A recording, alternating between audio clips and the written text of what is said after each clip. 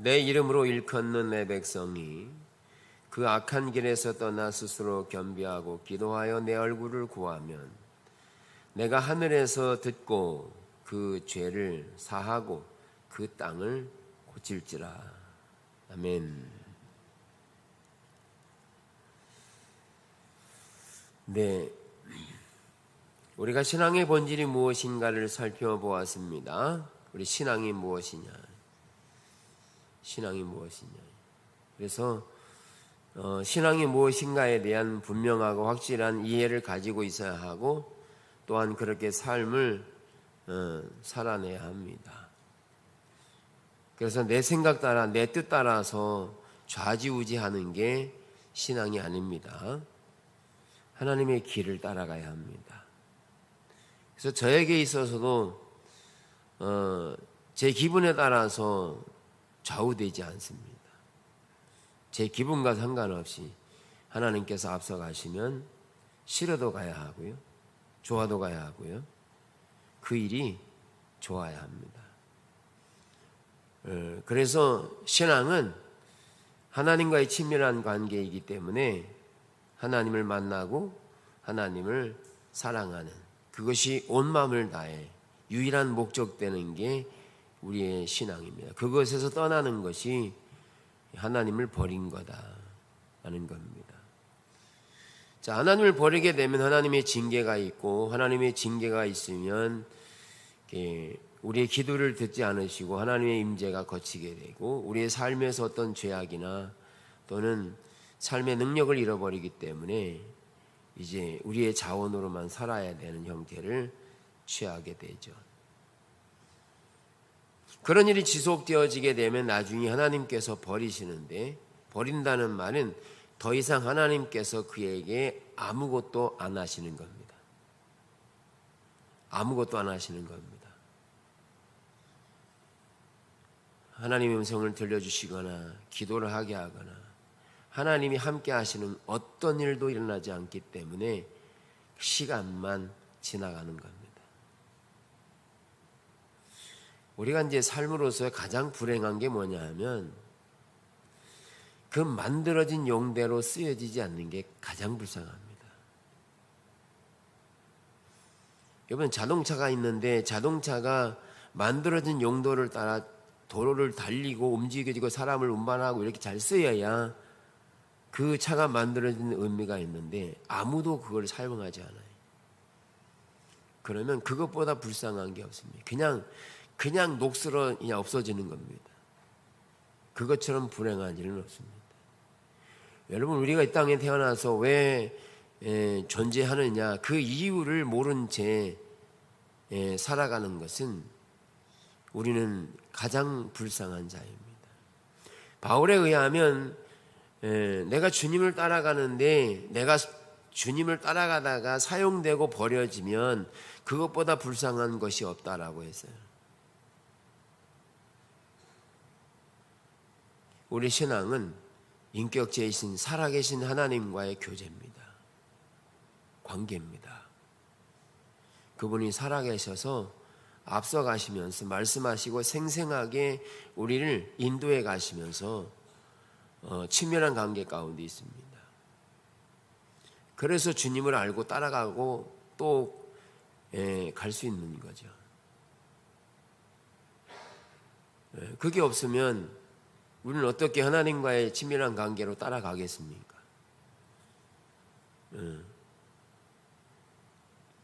자, 그런 점에서 우리는 하나님을 떠나려는 경향이 있어서 하나님과의 친밀한 관계에 있다가도 하나님을 떠나려는 경향이 있다는 겁니다. 그래서 자기 욕심대로 자기가 원하는 대로 살아가고 싶은 그런 타락한 욕구가 있기 때문에 그런 상태에서 하나님을 떠나게 되는데 그 떠났다가 다시금 하나님께로 돌이켜야만 되는 거죠.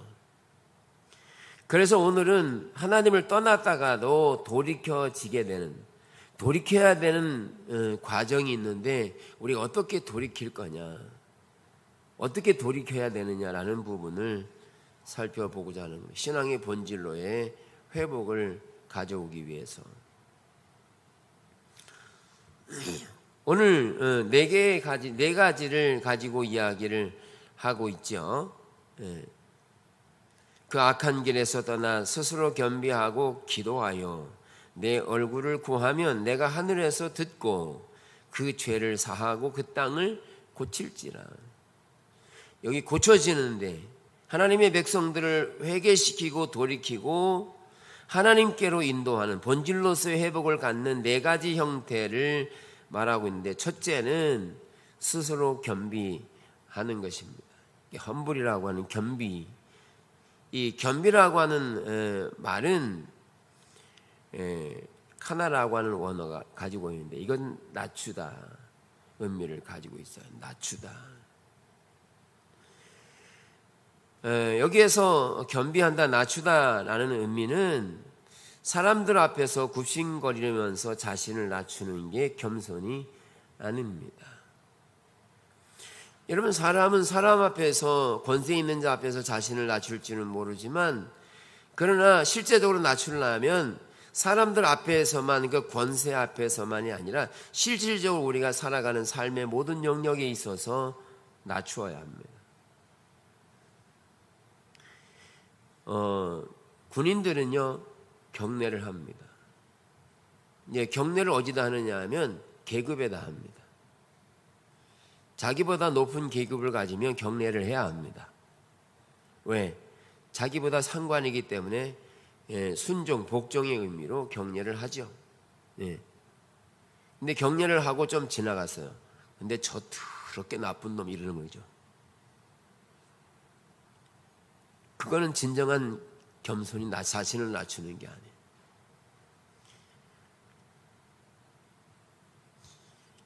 성경에서 말하는 겸비한다, 자신을 낮추다는 것은 하나님 말씀에 정직하게 동의하고 그 말씀 앞에 엎드리는 자세를 말합니다.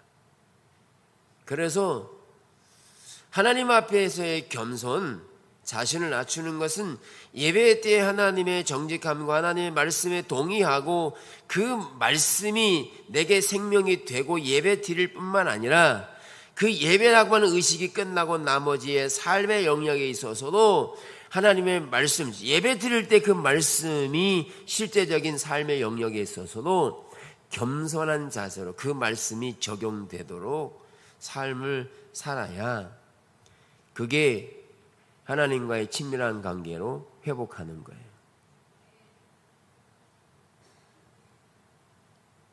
그런데 요시야 왕의 예를 성경은 들고 있는데, 요시야 왕은 어렸을 때 8세 왕위에 대해서 나라를 통치하는 데 있어서 그는 우선적으로 성전을 정리하면서 성전 안에서 성경책을 발견하게 되는데, 그 성경책을 발견하면서 그 성경에 기록된 내용들을 연구하고 찾으라고 하세요.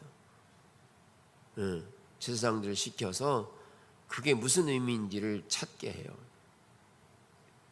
그리고 나서 그 하나님의 말씀에 기록된 말씀을 정직하게 대하고, 왜 지금 우리가 이렇게 삶에서 어려움이 왔는지, 억압과 두려움과 공포 속에 살아야 되는지, 왜 이런 시대가 왔는지를 절실하게 깨닫게 되는 계기가 오는데, 그게 요시야가 성경에 기록된 말씀에서 하나님을 떠난 것을 발견한 겁니다. 그래서 이렇게 고백합니다.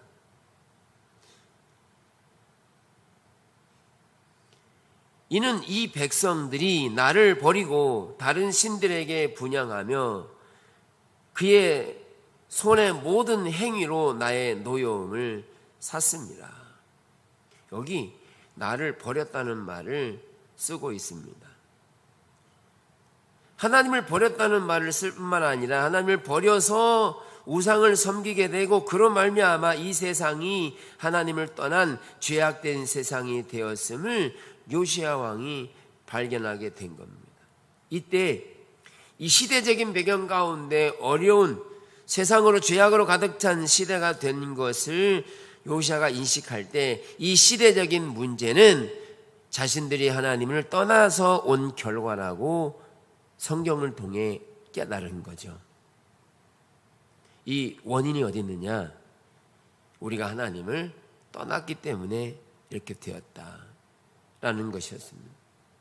그런데 그 당시에 제사나 예배가 없었던 게 아니고 헌신이 없었던 게 아닌데 그들이 하나님을 떠났다는 말을 알 수 있는 게 뭐냐 하면 그들은 의식적으로 이렇게 하나님께 행하고자 하는 것들을 안 한 게 아니라 했습니다. 그런데 그들이 의식을 했음에도 불구하고 이런 결과가 온 것에 대해서 요시야는 뭘 알았냐 하면 그들이 실제적으로 의식에서 떠난 게 아니라 삶에서 하나님을 떠난 것을 발견한 거죠. 하나님을 떠났다는 말은 예배를 안 드렸다는 말이 아닌 거예요. 떠났다는 말은 행동의 언어가 하나님 말씀대로 살아가지 않았다 그 말입니다. 그게 하나님을 떠난 거라는 거지.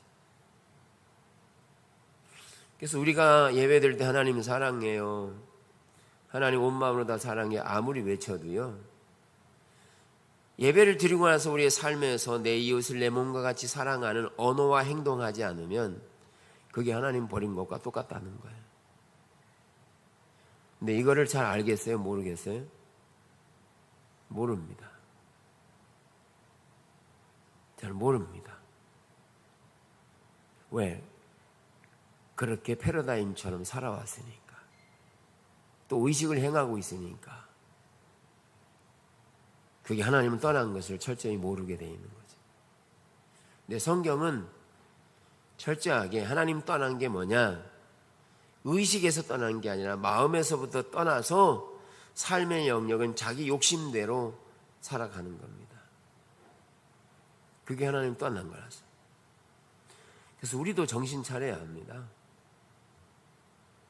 그 시대만이 아니라 오늘날도 마찬가지로 하나님을 사랑하는 예배로 드려졌으면 또한 이웃을 그렇게 사랑하도록 삶에서 그렇게 살아내야 합니다. 그래서 오늘날에 우리가 살고 있는 이 현실을 보면 죄악이 관영하는, 죄악이 넘쳐 흐르는 시대로 흘러가고 있는데 뭐가 문제인지 아세요? 우리가 많은 의식은 드렸지만 삶의 영역에서 내 이웃에 대해서 하나님 말씀하신 대로 사랑하지 않아서 온 결과라는 거죠.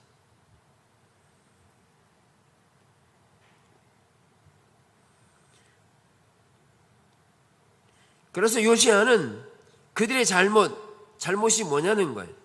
잘못을 처절하게 깨닫고 우리가 하나님 떠났음을 처절하게 인식하고 그는 뭐하냐? 두 번째 기도합니다. 회개 기도를 합니다. 자, 회개 기도할 때 그 회개는 단순히 회개를 위한 회개가 아닙니다. 당신이 자신이 죄를 지었기 때문에 내가 회개합니다. 또는 자신의 죄가 너무 무거워서 단순히 회개를 통해서 자기의 짐이 가볍게 되기를 위해서 회개하는 그런 회개가 아닌 거예요. 여기에서 회개는 하나님의 얼굴을 구하는 회개가 되어져야 합니다. 여기 기도할 때 마태복음 7장에서 보면 구하라 그러면 너희에게 주실 것이요 찾으라 그러면 찾아낼 것이요 문을 두드리라 그러면 너희에게 열릴 것이니, 여기에 구하라 찾으라 문을 두드리라고 하는 말 속에는 뭐가 포함되면 미래 완료로 되어 있어요. 그러니까 아직 이루어지지 않았지만 여기에 기도하는 것은 미래에 완료될 것을 말하고 있다고요. 미래 완료로 되게. 그러니까 여기 기도하는 것은 기도가 단순히 외치는 그냥 공기 중에 외치고 몇 가지 중에 하나가 기도가 응답되고 추상적인 이야기가 아니라 여기에 기도는 기도한 것이 반드시 미래에 이루어질 약속을 가지고 있다는 거예요. 이게 얼마나 하나님 안에서 신실함이 되느냐는 거예요. 예를 들면 우리가 목적을 위해서 일정 금액을 저축하지 않습니까? 그렇죠? 매달마다 일정한 금액을 저축을 해요. 근데 그 저축한 것은 반드시 1년이고 2년이고 3년이고 때가 되면 그 저축한 것이 반드시 우리에게 올 걸 알아요, 몰라요? 믿어요, 안 믿어요? 믿으니까 매달 저축하는 거 아니에요? 아니, 미래의 은행이 파산할 줄 어떻게 알고? 이게 그 말이에요. 여기 기도라는 말은 내가 기도한 것이 없어지고 분산되고 그리고 추상적인 게 아니라 이 구하는 것에는, 기도한 것에는 반드시 뭐가 있느냐? 미래의 완료를 가지고 있다. 이 말은 그만큼 하나님의 말씀에 대한 신실함과 그 말씀이 이루어질 것에 대한 하나님과의 관계를 말하고 있다는 거예요. 우리 교회가 지금 나아가고 있는 게 추상적으로 이루어지는 게 아니라 하나님께서 말씀하시고 그 말씀을 따라갈 때 그 말씀하신 약속들이 분명하게 이루어질 미래의 완료를 가지고 있다고요. 지금은 눈에 안 보이지만 우리의 기도는 그런 기도라는 거예요. 네.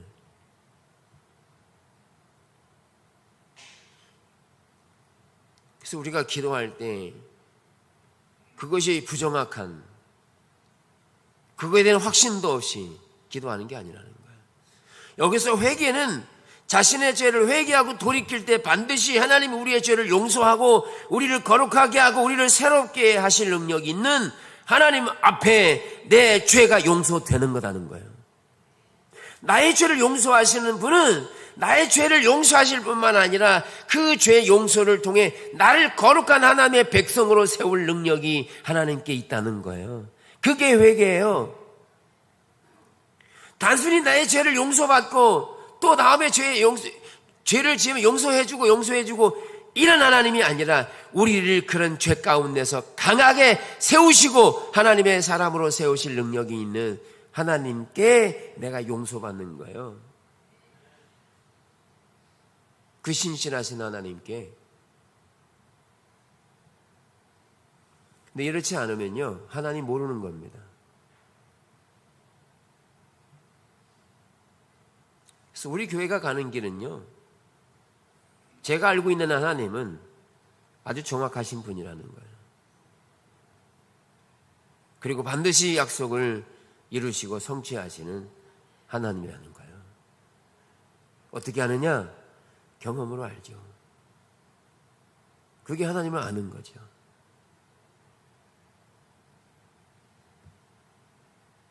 그게 미리 완료로 되어 있다고요.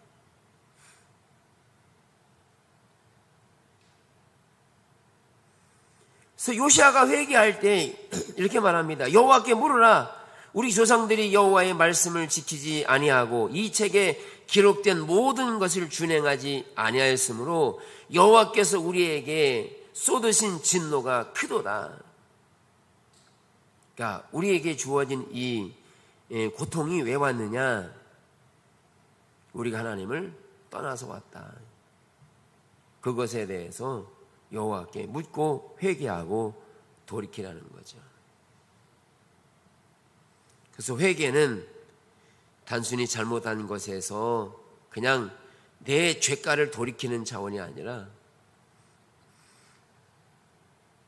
그 회개를 통해서 하나님의 백성, 거룩한 백성, 또 하나님이 그를 회개시키고 그를 통하여 하나님의 강한 군대를 세우고자 하는 열망을 가지고 계십니다. 그게 회개예요. 우리가 자녀들 중에 아이가 맨날 와서 엄마 미안해요, 잘못했어요, 미안해요, 잘못했어요, 그 얘기만 하면 어머니 마음이 어떻겠어요? 참 잘해요, 참 잘못해요. 3번만 하면 화가 납니다. 그 아이를 용서하는 이유는 뭐죠? 그 아이를 용서하는 이유는 그 회개를 통해 잘못했음을 인식하고 그 자리에서 세워지고 강한 자가 되고 그 환경을 이겨내는 자가 되도록 어머니는 원하시는 거죠. 그렇게 그런 환경을 통해 배워야 합니다. 회개를 통해.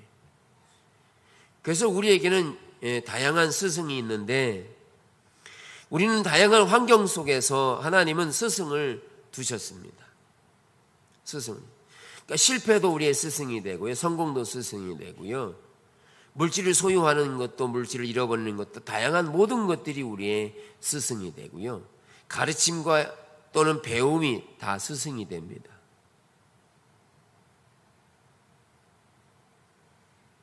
그래서 회개할 때 그 단순한 회개를 위한 회개가 아니라 그 회개를 통해서 우리가 하나님의 사람으로 하나님의 백성으로 잘 세워지도록 해야 합니다.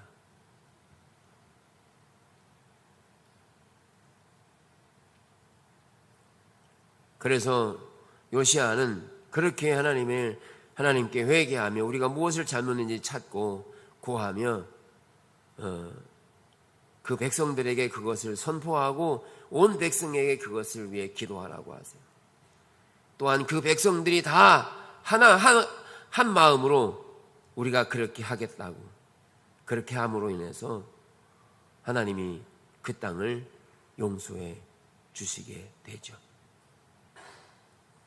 또 마음을 다하고 목숨을 다하여 조상의 하나님 여호와를 찾기로 언약하고 이스라엘 하나님 여호와를 찾지 아니하는 자는 대소남녀를 막론하고 죽이는 것이 마땅하니다 하고 온 유다가 이 맹세를 기뻐한지라 우리가 마음을 다하여 맹세하고 뜻을 다하여 여호와를 찾았으므로 여호와께서도 그들을 만나 주시고 그들의 사방에 평안을 주셨더라.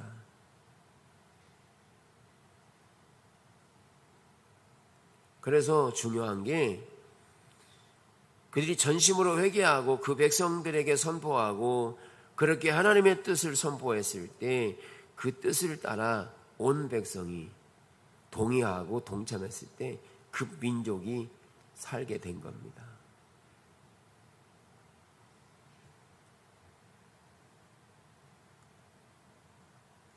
그렇게 하나님의 얼굴을 세 번째로 구하게 되는 거죠. 여기 하나님의 얼굴을 구하는 것은 단순히 얼굴을 구하는 하나님의 얼굴을 구하는 순간이나 때, 시간, 장소 이거를 말하는 게 아니라 하나님의 얼굴을 구하는 삶으로의 전환이 돼야 한다는 거죠. 삶이 이렇게 돼야 한다는 거예요. 삶으로의 전환이 안 되면 나는 여전히 하나님의 얼굴을 구하는 삶으로의 삶을 싫어하는 것과 똑같습니다. 외식적으로는 겉으로는 의식으로는 하나님께 예배하는 것 같지만 실제적으로는 하나님의 얼굴을 구하는 게 아니라 자신의 목적을 이루기 위해서 하나님을 찾는 것과 똑같아요. 이걸 이제 뒤집어서 보면 우리는 우리가 좋은 것이 우리에게 주어지지 않아도 하나님께 감사하고 기뻐해야 합니다. 그게 하나님만으로 만족하는 자세입니다.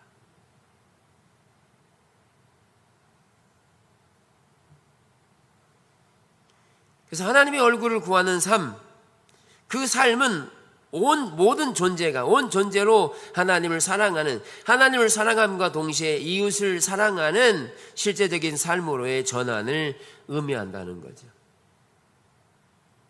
그래서 실제적인 삶에서 하나님을 사랑하는 것처럼 이웃에 대해 하지 않으면 곧 하나님께 하지 않은 것이 돼서 그게 하나님을 버린 것과 똑같은 효력을 갖게 된다는 거예요.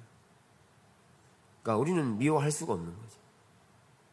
미워한다는 것은 하나님께로부터 받은 계명이 아니라 사단으로부터 받은 계명이라서 우리는 기분이 나빠도 미워할 수 없습니다. 미워해서도 안 됩니다. 아멘. 그러면 하나님을 버린 것과 똑같습니다.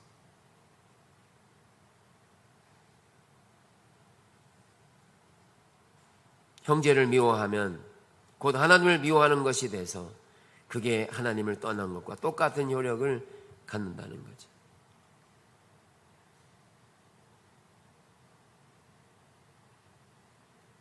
그래서 우리의 삶으로 전환돼야 될 뿐만 아니라 네 번째는 악한 길에서 떠나야 합니다. 악한 길. 여기 악한 길은 이렇게 잘 살펴봐야 될 것이 윤리적인 도덕적인 길만이 악한 길이 아니라 하나님을 떠난 것이 악한 길입니다. 악한 길이라고 하는 요인은 의식이 없는 것을 악하다고 하는 게 아니라 실제로 온 삶으로 하나님과 동행하는 삶을 살아가지 않으면 자신의 길로 살아가기 때문에 그 자체가 악해진다는 말이에요.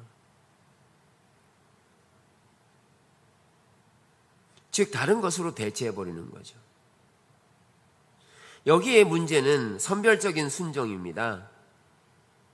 때로는 하나님께 의식과 때로는 예배와 기도와 다양한 것들을 하나님 앞에 헌신하고 드릴지 모르지만 그러나 삶에서 악하게 되는 요인은 하나님 말씀대로 준행하지 않는 것이 악하기 때문에 그 많은 의식들이 의미가 없어지게 되는 거죠. 또 더 나아가서 선별적으로 순종하게 되는 경우도 의미가 없어집니다.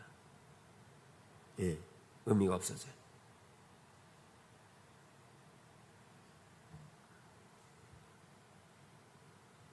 그래서 우리는 악한 길에서 떠난다는 것을 잘 이해하셔야 합니다.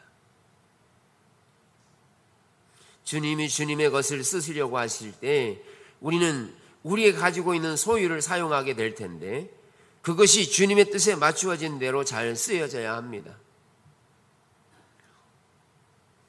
예를 들면 물질만 하더라도 물질의 주인이 납니까? 하나님이십니까? 나예요? 하나님이세요? 하나님이라고 말하면 저 기분 나쁜 양반한테 좀 하나님이 밥을 사주라고 하면 사줘야 돼요? 말아야 돼요? 나를 못 살게 굴고 나를 힘들게 하는 사람에게 밥을 사주라고 그러면 사줘야 돼요? 말아야 돼요? 사줘야 돼요? 말아야 돼요?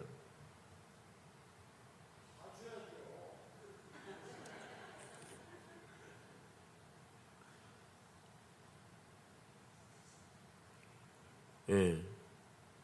물질의 주인이 누구냐는 거예요. 내 마음의 상태에 따라서 기분에 따라서 결정 지을 게 아니라 하나님께서 말씀하신 대로 섬기되 돈만 가서는 안 됩니다. 밥만 사주면 안 돼요. 뭐까지 가야 돼요? 온 마음이 같이 가요. 그걸 통해서 하나님 뭘 원하시느냐? 하나님 원수를 사랑하도록 가르치고 깨닫게 하고 배우게 하신다는 거예요. 하나님 우리를 사랑하실 때 우리가 죄인 되었을 때부터 사랑하셨습니다. 하나님 기분 나쁘다고 미워하지 않으셨어요. 모든 사람에 대해 진정한 사랑으로 그들을 대하셨고 십자가에 죽으실 때도 기쁨으로 스스로 그 길을 선택하신 분이세요. 그래서 우리는 아무도 미워할 자격이 없습니다. 미워해서도 안 됩니다. 권리가 없어요. 그러나 우리는 여전히 우리가 가지고 있는 잘함과 수고함과 땀 흘림 그런 것을 의지해서 이렇게 많이 하라고 잘했는데 대가가 지불되지 않거나 또는 내게 힘과 위로가 되지 않는 경우 그를 당연히 미워해야 된다고 생각하는 견해들이 많죠. 하나님 보시기에 하나님을 사랑하는 게 아닌 거죠. 그래서 악한 길이라고 하는 요인은 의식이 없어서가 아니라 마음에서부터 하나님 말씀대로 세상에서 악한 자를 할지라도 그에 대해서 주님의 마음과 심장을 갖는 것이 우리에게 필요하다 하는 것입니다.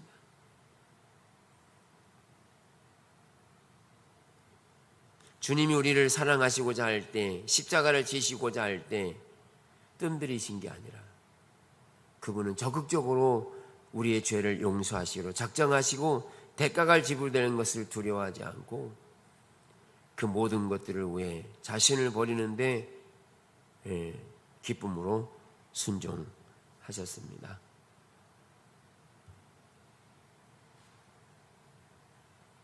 무엇이 악하느냐?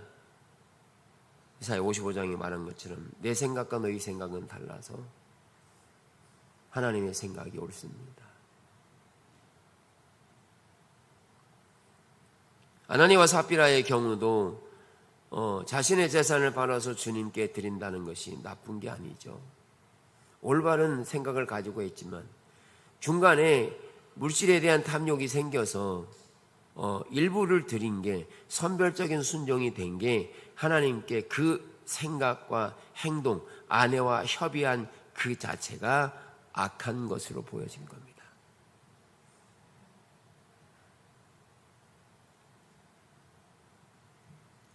그래서 우리의 삶에 하나님의 주권이 함께 갈 때 때로는 내 성품에 다루어지지 않은 상태로 다양한 사람들을 만나게 될 때 그 다양한 사람들을 향한 하나님의 말씀이 적용되려고 할 때 내 육체의 소욕을 따라서 하면 할수록 악한 자가 되는 거예요.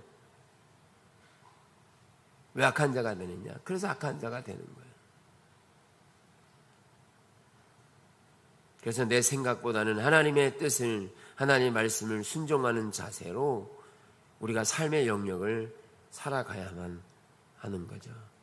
그래 하나님 모실 때 그 말씀에 순종하는 그 행동의 언어를 보시고 하나님은 그를 칭찬하고 그와 함께 동행하시는 거죠.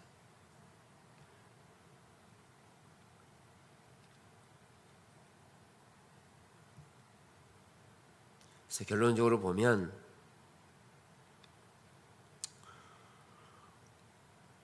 오늘 그렇게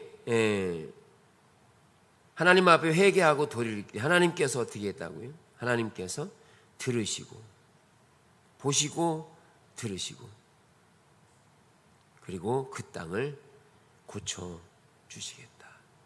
우리의 죄를 사하고 그 땅을 고쳐주시겠다. 그래서 우리가 지금 우리나라만 하더라도 죄악이 많이 퍼져가고 있잖아요. 그래서 이런 심각성에 더불어서 이 시대 가운데서 우리가 악한 길에서 떠나서 우리가 먼저 하나님의 얼굴을 구하고 회복된 교회로서 이렇게 나아가서 하나님께서 이 시대를 회복할 수 있는 길은 뭐냐? 결국은 우리가 회복돼야 하는 거예요. 가장 본질인 샘플을 보여줘야 되는 거예요.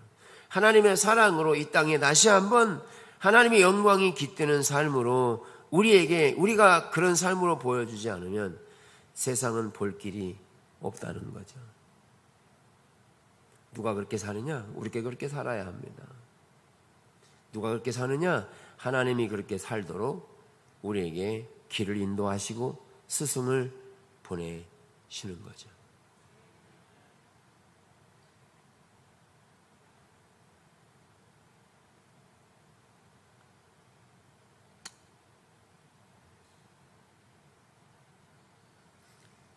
이사야 30장을 보면 주께서 너희에게 환난의 떡과 고생의 물을 주시나 내 스승은 다시 숨기지 아니하리니 네 눈이 내 스승을 볼 것이며 너희가 오른쪽으로 치우치든지 왼쪽으로 치우치든지 내 뒤에서 말소리가 내 귀에 들려 이르기를 이것이 바른 길이니 이리로 가라 할 것이며. 여기 보면 스승이 가려진다. 오늘날요 대부분 스승이 가려졌습니다. 집에서도요 스승이 없습니다. 학교에서 스승이 없어요. 정치에서도 스승이 없습니다. 온갖 스승이 다 사라졌어요. 사라져가고 있어요. 누구의 말도 듣지 않고 스승 되는 것도 받아들이지 않습니다. 제자가 스승을 거침없이 해하고 괴롭히고 그래서 지금 권위가 다 무너졌잖아요. 근데 회복 때에 뭘 주신다고요? 너희에게 환난의 떡과 고생의 물을 주시나 내 스승은 다시 숨기지 아니할 것이요 내 눈이 내 스승을 보게 될 것이라고. 오늘날에는요 스승이 누구냐? 자기입니다. 자기가 다 스승이고요 자기가 다 주인입니다. 누구의 말도 잘 안 들어요. 이게 하나님을 떠난 결과라는 거죠. 그러면 결국 어떻게 하냐? 사회는 무너집니다. 사회는 무너집니다. 죄악으로 관영하게 되어 있어요. 그러나 하나님께서 회복을 시키시면서 다시 내 눈이 내 스승을 보게 되면서 이제는 스승이 누구인가를 알게 되고 깨닫게 되고, 그리고 자신이 처한 상황 가운데 우상이 무엇인지를 알아서 조각한 우상을, 부어 만든 우상을, 불결한 물건을 던짐과 같이 나가라 하리라. 이제는 그런 것들을 내 던지게 되는 때가 오게 된다는 거예요. 언제요? 하나님이 회복을 가져오게 되면, 하나님 회복의 때에, 그러면 이 세상은 다시 빛으로 밝아질 것입니다. 이를 위해서 우리 교회를 부르신 것이고, 열방의 빛으로 삼기 위해서 우리를 안디옥 교회처럼 부르신 겁니다. 그래서 특별하신 은혜를 따라서 우리가 그 일에 동참하고 그 하나님이 행하시는 일에 온 마음을 다하고 따라가는 겁니다. 제가 가진 계획이 아니라 하나님이 이끌어 가시니까 앞으로도 그렇게 그 일을 이루어 가실 겁니다. 그래서 여러분 스스로가 스승이라고 생각하지 마세요. 배우세요. 인터넷이, 너튜브가 스승이 아닙니다. 하나님께서 스승을 숨기지 않고 드러내시고 보이실 때 우리를 회복시켜가고 하나님의 영광이 다시 회복될 것을 하나님은 기대하고 계시는 것입니다. 그래서 온 마음으로 함께 동참하고, 우리 교회가 그렇게 샘플 교회로 삼으시기 위해 선택하신 거니까 그렇게 함께 주님의 일에 동참하는 모든 지체들이 되시기를 축복합니다.